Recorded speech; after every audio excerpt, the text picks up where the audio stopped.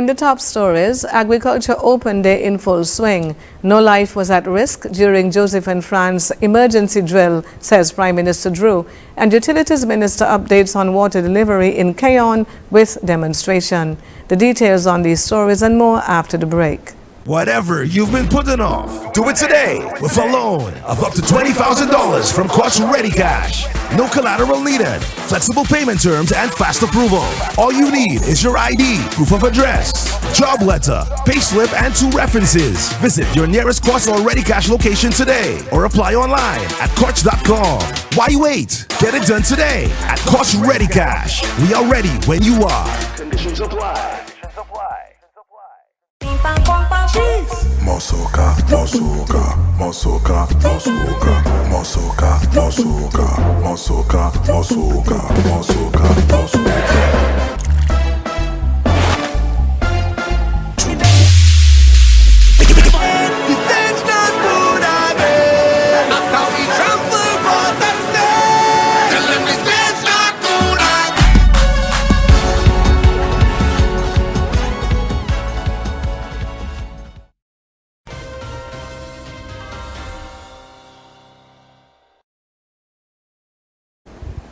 Hello and welcome to the ZIZ Channel 5 newscast. I am Jasmine Thomas. Agriculture Open Day officially kicked off on Thursday at the Royal Bastia Valley National Park.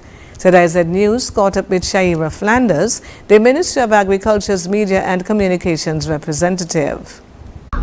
The 29th Annual Agriculture Open Day is in full swing here at the Royal Bastia Valley National Park. This is day 1 and it has been a feast for all the senses. When I tell you the taste, the smell, the sight, the music that you hear, everything has been worth the wait at this 29th edition of the Agriculture Open Day. So far we have been able to visit all of the booths here on the grounds. We were able to visit the crop division where you can see plants for sale, seedlings. You were able to see the livestock animals over there at the stalls in the livestock division, and they're calling it the livestock ranch. So you'll see a sign that says welcome to the livestock ranch, with lots of baby animals, the cattle, the pig, the sheep, the goat, you name it, for the children to learn more about the animals as well as to engage and pet them. We also were able to see a very crowd enticing roast corn eating competition, and on day 2 you can expect a crowd favorite, which is the watermelon eating contest. She further told of the reception of dog owners towards dog licensing and medication administration. This has been a spectacular showcase of the best that agriculture has to offer in St. Kitts, and I want to specifically highlight that the St. Kitts and Nevis Veterinary Board partnered with the Agriculture Ministry this year, and we're so proud that we were able to see lots of dog owners taking advantage of the dog licensing, the free vaccination, the free deworming, and the microchipping. It has been, like I said, a spectacular showcase, and we look forward to see what's in store on day 2 of the event. The event celebrates the achievements and innovations of the agricultural sector on St. Kitts, showcasing a wide range of agri-products and services. Agriculture Open Day culminates on Friday. Prime Minister and Minister of Health, the Honorable Dr. Terence Drew, assures citizens and residents that the Joseph and Fran's General Hospital's patient care was not harmed by the drill on Tuesday. He spoke to this during his April 24th round-table discussion with the local media. When the lights went off at the hospital, we saw all sorts of crazy things in the social media. Oh, the hospital in darkness. Oh, there's a crisis at the hospital, and so forth. And you would think that responsible people could have, would pick up the phone and make a call and find out what is going on. Instead, they got to social media to build the anxiety, unnecessary anxiety of our people here in St. Kitts and Nevis. But I would say again that these tests are totally necessary. I do not have the full report yet. As you know, it just happened last night. We will get the full report. And the reason why we want that is that wherever there are issues, you correct them, and then you might have to run a test again.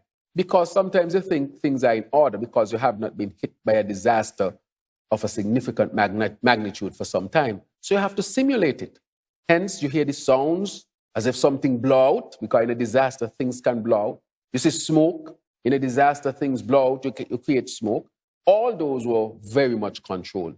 But what did not happen is that the people were not informed because you wanted it to be as realistic as possible. What we made sure of is that nobody was in ICU on any machine.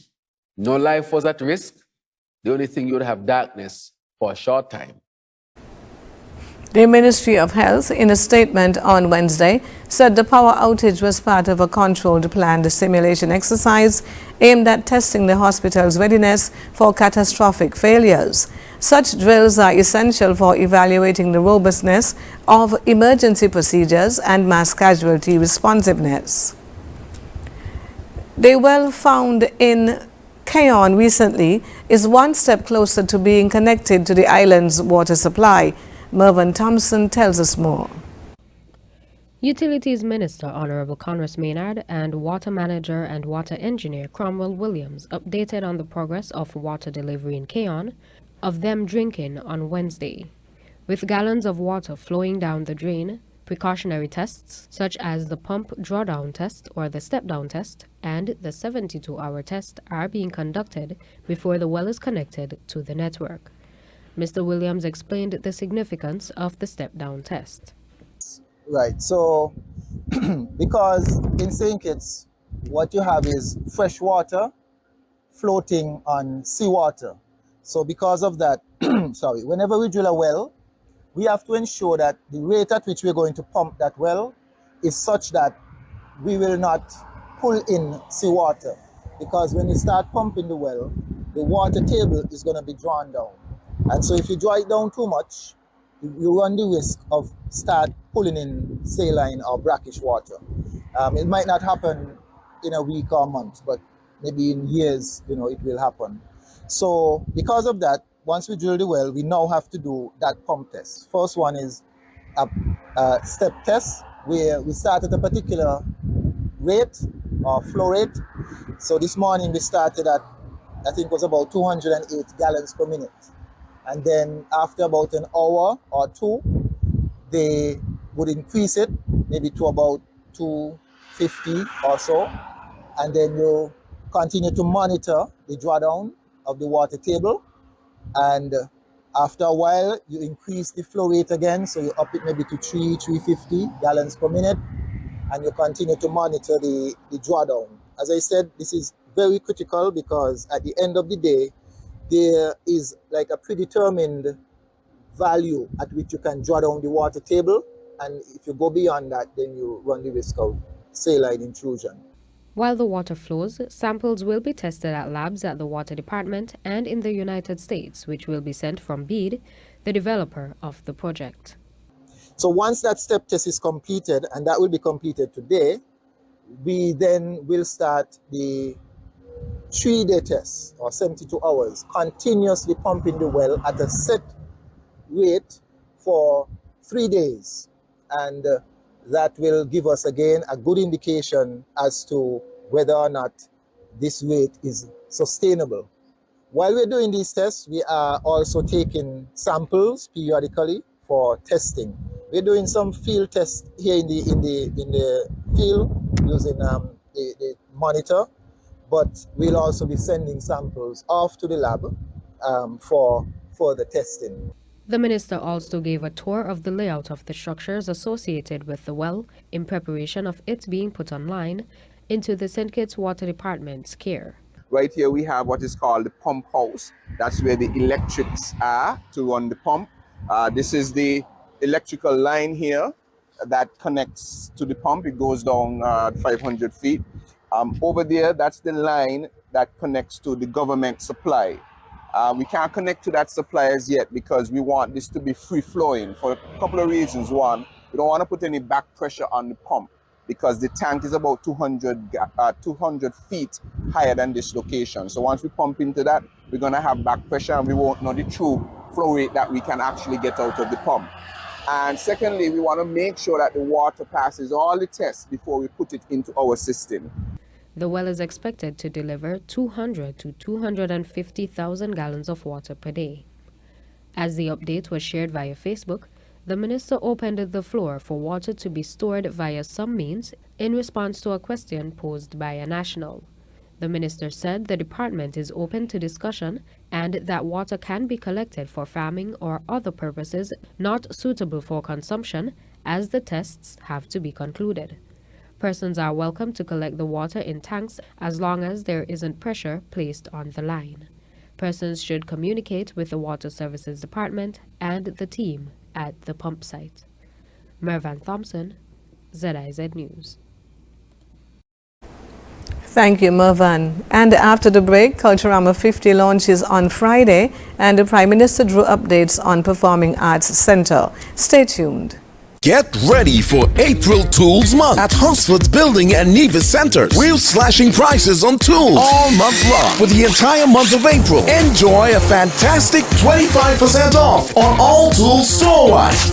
From power drills to handsaws, wrench sets to tape measures, we've got everything you need to tackle your home improvement projects with ease. Don't miss out on this incredible opportunity to stock up on high-quality tools at unbeatable prices. Visit Hunsford's Building Center and Nevis Centers today and take advantage of April Tools Month. Transform your projects from maybe someday to done today. Hunsford's Building and Nevis Centers, your trusted partners in home improvement. Hurry in while supplies last. Offer valid for the entire month of April. See stores for details. National Home Loans. Get your dream home. All could be yours. Walk through the door. Come take what you need. Get you the keys. All could be yours. What you deserve. National Home Loans. Get your dream home. Get your dream home. Right there. Get your dream home. National Home Loans. Get your dream home. National Home Loans. Home ownership made easy. When you're with National, you're home.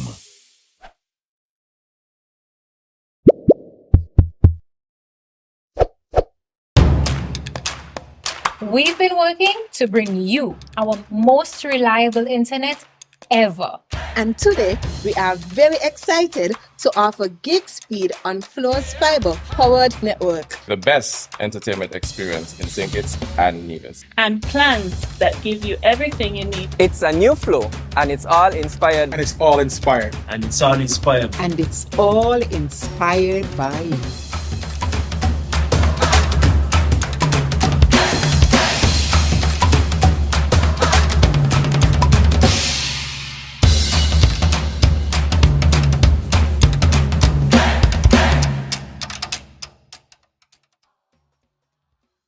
Health-wise on ZIZ TV, Mondays at 8:30 p.m.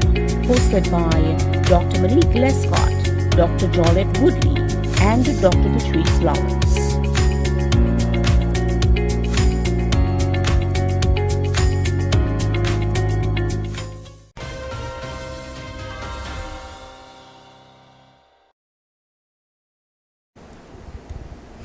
Welcome back. Culturama 50 officially launches on Friday.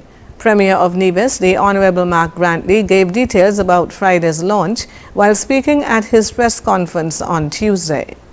Exciting news because the launch of Culturama 50 will take place this Friday, April 26, at the Charlestown waterfront, starting at 6 p.m. The launch ceremony will be preceded by a mini parade through the streets of Charlestown, from the Administration Building Yard to the Charlestown waterfront.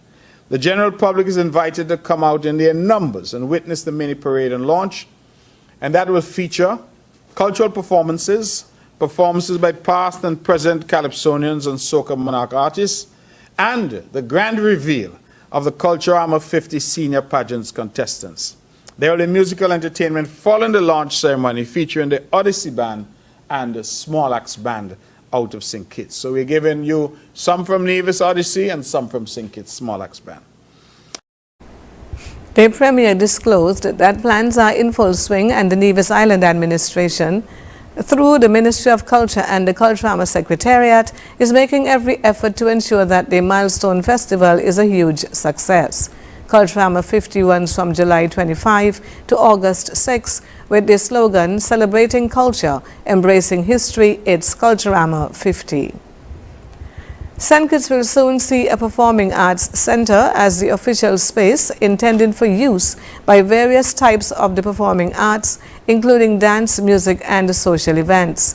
Prime Minister the Honorable Dr. Terence Drew gave details about this anticipated development while speaking on Wednesday at their round table. No, that performing arts center would help to train our people in different areas, music being fundamental. There's also dance, cultural performances, or cultural acts that can be developed. It is clear to see that once you have that type of product, that product can be exported, for one. For example, look at Jamaica, for example. They have a very robust orange economy. Their artists are sent out all the time.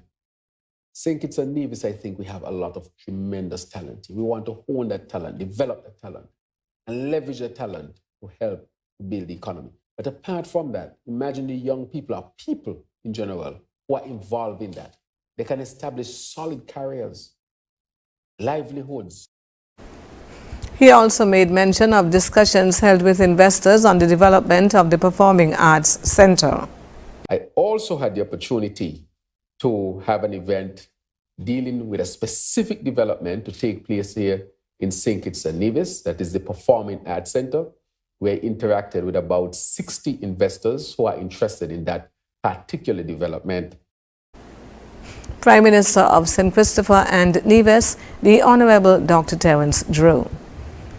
Police say investigations have begun into the non-fatal shooting incident which occurred in Hamilton, Nevis on Tuesday that left Lavington Forbes nursing a single gunshot wound to his arm. Preliminary investigations have revealed that Forbes was accosted by an armed assailant while standing near his home in Hamilton. He escaped the attack, which occurred sometime after 5 in the afternoon, and was transported to the Alexandra Hospital shortly thereafter by a private vehicle. The crime scene unit of the Royal St. Christopher and Nevis Police Force processed the scene and collected items of evidential value.